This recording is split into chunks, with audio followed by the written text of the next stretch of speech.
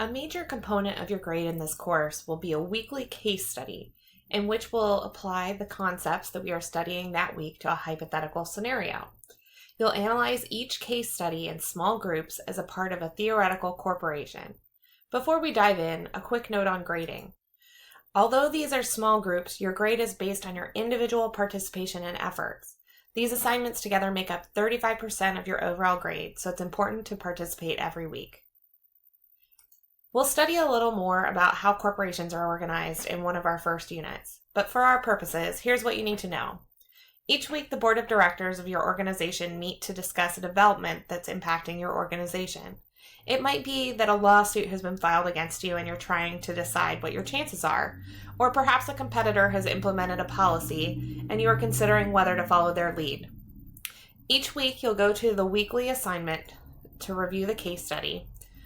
Once you've finished the textbook readings for the week, you'll go to the discussion board that's been set up for your group to post your individual thoughts. Each group will have a rotating chief executive officer, or CEO, and a general counsel, or GC, for the week, and the other group members will be other board members. Every class member will be CEO during 2 weeks and GC during 2 weeks, but all board members are expected to post substantively about the issues at least twice during the week. The main difference is that the GC and CEO for the week will have specific responsibilities for one of their minimum of 2 posts for that week. In the real world, every company runs things a bit differently, but for our purposes, the CEO is going to be responsible for getting the discussion started for the week. No later than the Monday of the week you are CEO, you are expected to post a thoughtful response to each of the questions that are listed in the weekly assignment in the thread for your group. The other board members are not required to wait for the CEO to post their initial thoughts. This just ensures that the discussion is kicked off no later than Monday. The general counsel is then expected to investigate the situation and make a recommendation to the board by the end of the day Thursday, which should be posted in the GC recommendations thread. This will involve a more careful analysis of both the written material from the chapter and the thoughts of the other board members. Plus, it'll be a more polished written product than what is expected of the CEO.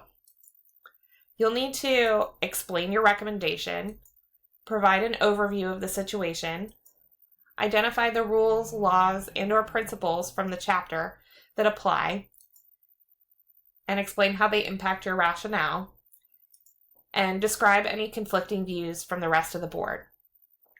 Everyone is encouraged to review all of the recommendations in the GC recommendations thread to compare the outcomes of your various discussions. At the end of the semester, you'll be revisiting one of the problems of your choosing. You'll act as outside counsel and evaluate the GC's recommendation in more detail. This will be a small research assignment where you'll be required to review and cite at least one outside source and write a more in-depth analysis of whatever problem you've selected. Keep an eye out as the semester progresses for which case study you want to spend a bit more time on. To kick things off, this week you'll need to look at what group you're in and communicate with your fellow group members to pick your company name. You'll also need to go to the Wiki sign-up page and select 2 weeks to be your group's CEO and 2 weeks to be your group's GC. And that's it. Let me know if you have any questions.